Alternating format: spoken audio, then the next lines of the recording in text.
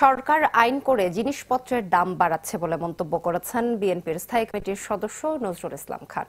সকালে চট্টগ্রামে শ্রমিক দলের বুনিয়াদী প্রশিক্ষণ কর্মশালায় এমন কথা বলেন তিনি। ৩০০ আসনের মধ্যে ২২৪ জন ব্যবসায়ী নির্বাচিত হয়েছেন উল্লেখ করে তিনি বলেন, এই সংসদে সাধারণ জনগণের জন্য নয় বরং মালিকের পক্ষে আইন পাস হবে। বিএনপির ভাইস চেয়ারম্যান আব্দুল্লাহ আল নোমান ও শ্রমিক দলের প্রধান সমন্বয়ক শামসুর রহমান শিমুল বিশ্বাস অনুষ্ঠানে উপস্থিত ছিলেন।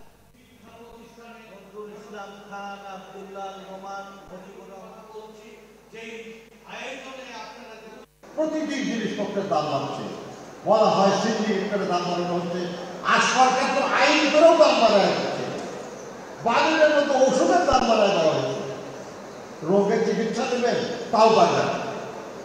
এই যে অবস্থা, এই অবস্থা থেকে মুক্ত হতে হলে কি করতে হবে?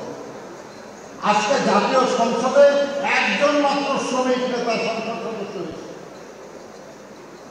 আর কলকারখানার মালিক আর ব্যবসায়ী হয়েছে 80%।